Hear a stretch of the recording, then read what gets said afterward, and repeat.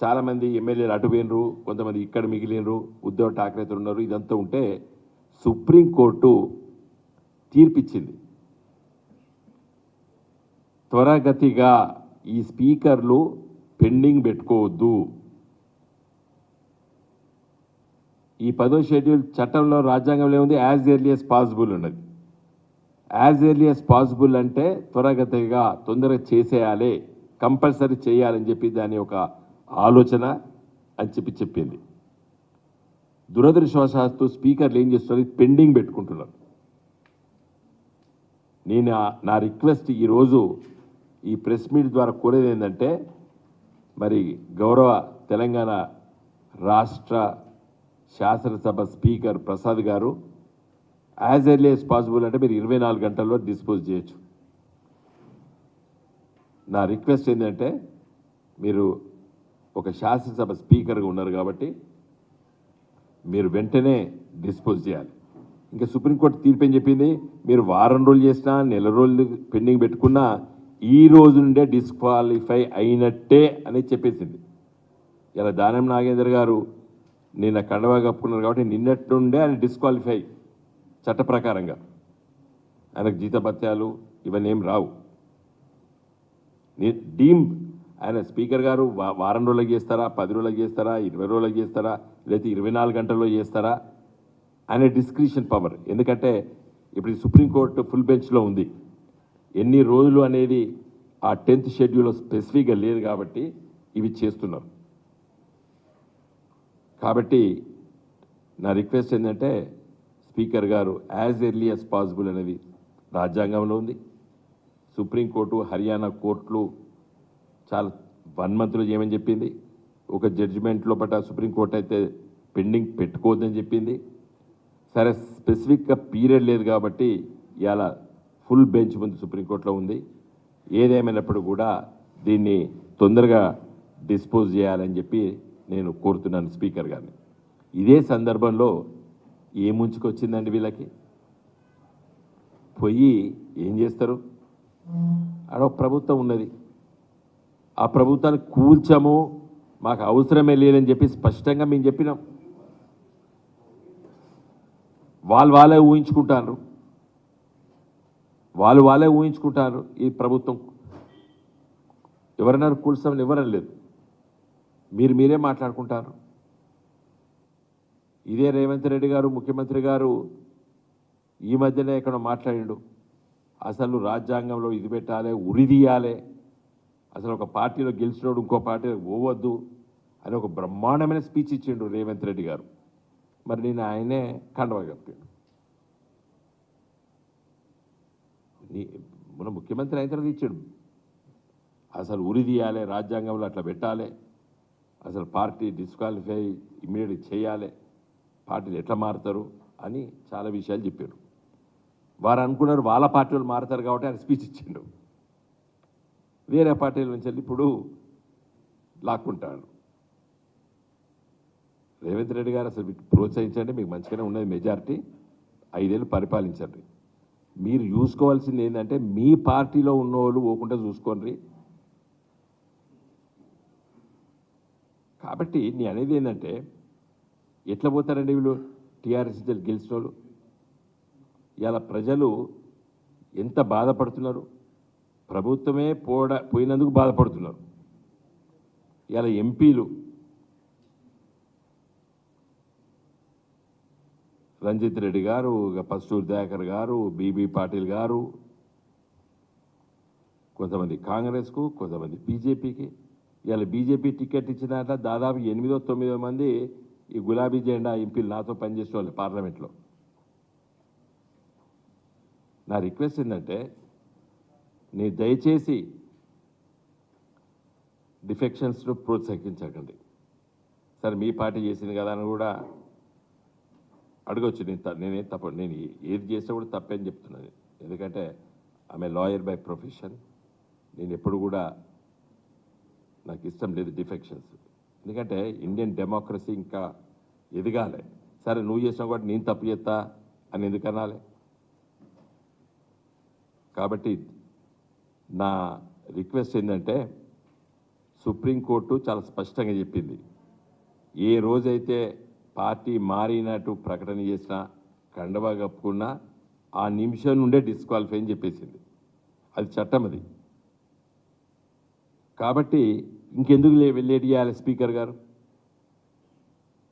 2011లో BSP MLA Samajwadi party మీటింగ్కి వెళ్ళి కండవా కప్పుకుంటేనే disqualify చేసారు స్పీకర్. ఆయన పార్టీ మారినట్టు కూడా చెప్పలేదు. బిహేవియరల్ యాటిట్యూడ్, నీ ప్రవర్తన అట్లుంటే కూడా డిస్క్వాలిఫై చేయమని చెప్పింది చట్టం, చెప్పింది సుప్రీంకోర్టు చెప్పింది. 2011లో జరిగింది. అక్కడ మాయావతి గారు అక్కడ ఉన్న సందర్భంలో వాళ్ళ పార్టీ క్యాండిడేట్. కాబట్టి నా రిక్వెస్ట్ ఏంటంటే, మా పార్టీ ఎమ్మెల్యేలు ఎవరు కూడా పోతారని ఎవరు అనుకోవడం లేదు. ఎవరు పోరనుకున్నారు. దురదృష్టవశాత్తు దానం నాగేందర్ గారు పోయినరు. పనులు అయితే కావు, ఏమవుతుంది? మన ప్రజల వైపున ఉండాలి కదా. ప్రజలు గెలిపించారు కదా. గెలవచ్చు, ఓడిపోవచ్చు, ఏముంది దాంట్లో? ప్రజాస్వామ్య వ్యవస్థలో అధికార పక్షం ఎంత గొప్పదో ప్రతిపక్ష పాత్ర కూడా అంత గొప్పది. అప్పుడప్పుడు రాజకీయాల్లో కొన్ని రాజకీయ పార్టీలు ప్రతిపక్ష పాత్ర హోదీ ఉంటేనే సమస్యలు అర్థమవుతాయి, ప్రజలు ఇంటరాక్ట్ అవుతారు. ఎక్కువ శాతంలో అధికార పక్షం కంటే ప్రతిపక్షంలో ఎక్కువ అవకాశాలు ఉంటాయి. అప్పుడప్పుడు ఇది ఒక వరం కూడా, ప్రతిపక్ష పాత్ర ఒక వరం కూడా. నా దృష్టిలో, అందరూ ఒప్పుకోవచ్చు అది వేరే విషయం. నా దృష్టిలో ప్రతిపక్ష హోదా కూడా ఒక వరం ప్రజాస్వామ్యం. ఎందుకంటే నువ్వు సమస్యలు నేర్చుకుంటావు, మళ్ళీ ప్రజలు నీకు అధికారం అప్పచెప్తే నువ్వు ఎక్స్పీడిషియస్గా పనిచేయచ్చు. సమస్యలు ఎక్కువ అతి త్వరగతిగా అర్థమవుతాయి. కాబట్టి మా పార్టీ ఎమ్మెల్యేలు నా దృష్టిలో ఉద్యమకారులు, కష్టపడి పనిచేసి వచ్చారు. ఇప్పుడు ఏమనుకుంటున్నారు ప్రజలు? ఏది భయపెట్టిస్తే పోయినరు, ఇబ్బందులు పెడితే పోయినరు అని మాట్లాడుకుంటున్నారు. అది మంచిది కాదు. మనం ఎందుకంటే గెలిచినటువంటి రిప్రజెంటేటివ్స్ గౌరవంగా ఉండాలి. ప్రజల సమస్యల కోసం మనం సేవ చేస్తామని చెప్పి ఎన్నికల్లో రాజకీయాలకు వచ్చినాం. కాబట్టి మరి అయ్యో మా ఎమ్మెల్యే గిట్లైండు గట్లైండు అని అనుకోవద్దు ప్రజలు. ఎందుకంటే మనం వచ్చిందే ప్రజల సమస్యల పరిష్కారం కాదు, ఒకటే ఎజెండా మనకున్నది. ఎందుకు పోటీ చేస్తాం మనం? ఒక లెజిస్లేటివ్, ఒక చట్టాలను తయారు చేయడానికి, ప్రజల కోసం పనిచేయడానికి వచ్చినాం. కాబట్టి దయచేసి నేను స్పీకర్ గారు కోరేది ఏంటంటే, మీరు యాజ్ ఎర్లీ యాజ్ పాసిబుల్ అనేది రాజ్యాంగం చెప్తుంది. కొన్ని కోర్టులు కొంత సమయం ఇచ్చిండ్రు. ఏం చెప్పిండ్రు? పార్టీ మారిన రోజే డిస్క్వాలిఫై అయినట్టే అని చెప్పేసారు. ఒక మీ ఆమోదం కోసం ఉన్నది తప్పితే మీరు డిస్క్వాలిఫై చేస్తేనే ఆయన అవుతాడని కాదు. Already deems to be disqualified on the day of his action.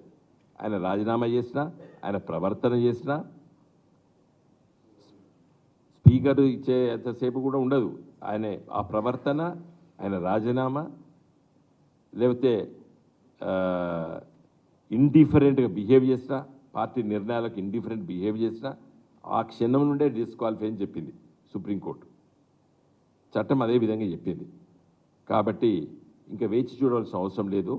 Speaker గారు తొందరగా నిర్ణయం తీసుకోవాలని చెప్పి నేను రిక్వెస్ట్ చేస్తున్నాను. ఎందుకంటే కేవలము ప్రజాస్వామ్య విలువల్ని, రాజ్యాంగాన్ని నమ్ముకున్న మనము ఆచరణలో ఆ విధంగా ఉండాలని చెప్పి నేను భావిస్తున్నాను.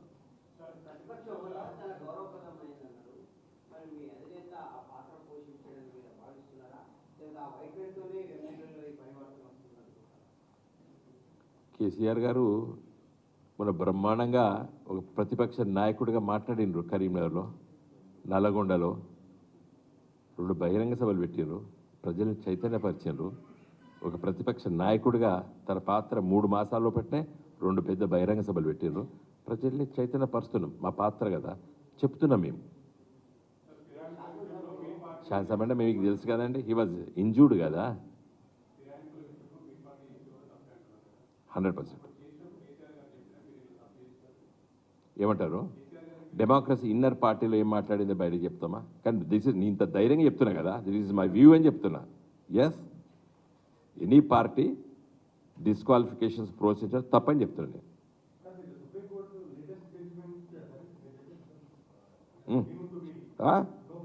యా, ఆ క్షణం అని చెప్పింది. రెట్రాస్పెక్టివ్ అంటే ఇప్పుడు పార్టీ రాజీనామా లేఖ రాసిన అనుకోండి, ఆ క్షణం నుండి స్పీకర్ ఆమోదం ఇట్స్ ఓన్లీ ప్రొసీజరల్. అది బీఎస్పీ ఎమ్మెల్యే కండవా కప్పుకున్నది యాక్ట్ అంటే ఆ విధంగా ప్రవర్తన చేస్తే కూడా డిస్క్వాలిఫై అని చెప్పి. అవును, వచ్చినాయి, చాలా దిక్కులు వచ్చినాయి, డిఫరెంట్ హైకోర్ట్స్. ఈ దేశంలో ఏ హైకోర్టు ఈ 10th షెడ్యూల్ మీద పోని కేసే లేదు, ప్రతి హైకోర్టులో ఉన్నాయి. అయితే ఆటోమేటిక్గా అయితే అది ఉంటుంది. అదే చెప్పినాను, ప్రెస్ మీట్ ఉద్దేశమే కదా.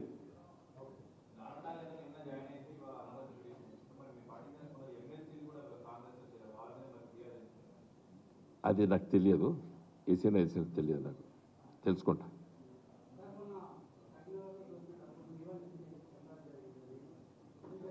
ఇంకో చూడండి, అదొక వ్యాపార కేంద్రం, అర్థమే కదా. అక్కడ ఏం లావాదేవీలు దాంట్లో ఏందో 4 థియేటర్లు, 2 బార్లు, ఒక దాని ఏమంటారు బెడెడ్ హోటలు, చిట్ ఫండ్ అన్నీ ఉంటాయి కదా దాంట్లో. నాకు సంబంధం లేదండి. ఇప్పుడు రాజకీయాలు కూడా నాకు చాలామంది నా మీదే చెప్పారు. వాళ్ళు అన్నారు ఎల్ఎన్టీ దాని పేరేందో మన బేడిగడ్డ సబ్ కాంట్రాక్టరు మీ బంధువు అని ఒక ఆయన అంటాడు. తర్వాత ఇక్కడికి జరిగింది దానికి నీదే అని అంటారు. అంటే రాజకీయాల్లో ఎన్నికలు పోయేటప్పుడు దీని ఏమంటారు బురద జల్లడం అంటారు. ఆ జరిగిన సంఘటన కదా, వాళ్ళ ఐటీ డిపార్ట్మెంట్ ఉన్నప్పుడు ఆ పోలీస్ ఆఫీసర్ కూడా చెప్పిండు, అది వాళ్ళు ప్రూవ్ చేసుకుంటే వాళ్ళ పైసలు వాళ్ళకి ఇస్తామని చెప్పిండు. తర్వాత దాంట్లో 100 మంది పనిచేస్తారు, వాళ్ళకందరికి జీతాలు బతకాలు. నాకేం తెలియదు దాని గురించి, తెలియదు. ఐఎమ్ నోవేర్ కన్సర్న్డ్, అర్థమే కానీ. బంధువులు అన్న మాట అయితే నిజమే కదా. ఇప్పుడు every family has is own relations కదా. ఇప్పుడు నేను ఒక న్యాయవాది వృత్తి తర్వాత రాజకీయాల్లో వచ్చిన నేను, నాకేం సంబంధం లేదు, దానికి ఎలాంటి సంబంధాలు నాకు లేవు. నా గురించి వెళ్ళి ఎవరినైనా అడగండి, నా గురించి వెళ్ళి చెప్తారు కదా what type of A politician I am. ఉంటాయి ఇప్పుడు బంధువులు అంటే చాలామంది బంధువులు ఉంటారు. ఇప్పుడు నేను మొన్న చెప్పిన నా గురించి వెళ్ళి గిట్లే ఆరోపణ చేస్తే, ఎవరు బోయినపల్లి సరిత అనే ఒక అమ్మాయికి ఉద్యోగం వచ్చింది, వినోద్ కుమార్ ఇప్పించిందని చెప్పి సోషల్ మీడియాలో చాలా పెద్ద ఎత్తున ఒక 2-3 రోజులు మొత్తం రాసింది నాకు. బోయినపల్లి వినోద్ కుమార్కును ఈ దేశంలో బొచ్చడి మంది బోయినపల్లి ఉన్నారు. 4 రోజులు దాకా నేనే ఇప్పించిన అంటే మొత్తం ప్రపంచం తిరిగింది, ప్రపంచం మొత్తం చెప్పుకొచ్చాను బోయినపల్లి వినోద్ కుమార్, బోయినపల్లి సరిత అని. ఆఖరి చూస్తే కేసీఆర్ గారి మేనల్లుడు భార్య ఆమె. మళ్ళీ ఇదే మీడియా చెప్పాలి కదా, అయ్యో పాపం వినోద్ కుమార్ చుట్టాం కాదు ఈమె అని చెప్పాలి కదా. మళ్ళీ మీరు ఎవరు మాట్లాడరు. ఉండవి sir, I want be very clear. ఇప్పుడు నీరవ్ మోడీ ఉన్నాడు, లంగా లఫోటు పోయి ఇప్పుడు లండన్లో మంచి పెద్ద ప్యారడైజ్ లాంటి బంగ్లాలో ఉంటాడు. మనం నరేంద్ర మోడీ గారు చుట్టామంటే నమ్ముతామా మనం? నీరవ్ మోడీ ఇన్కమ్ ట్యాక్స్ ఎత్తేసి లంగా దొంగ. తర్వాత నరేంద్ర మోడీ కూడా నీరవ్ మోడీకి పొత్తు పెట్టచ్చా మనం? తప్పు కదా. నరేంద్ర మోడీ ఆయన చిన్నప్పటి నుంచి వెళ్ళి రాజకీయాలు ఉన్న వ్యక్తి, ఆయనకు వ్యాపారాలు ఉన్నాయా? ఆయనకేం సంబంధం? మోడీ అంటే కూడా అంటామా? ఇప్పుడు అన్నీ మొదటి రోజే చెప్పాను నేను, అమ్మాయి ఎవరో నాకు తెలియదని చెప్పాను నేను. మళ్ళీ తర్వాత 4-5 రోజుల తర్వాత చెప్పిండ్రు గిట్లా గీన భార్య చెప్పి. మరి అది చెప్పినప్పుడు అరే పాపం వినోద్ కుమార్ చూడటం కాదా ఈమె ఎవరైనా ఒక్కలని చెప్పిండ్రా మీరు? Thank you.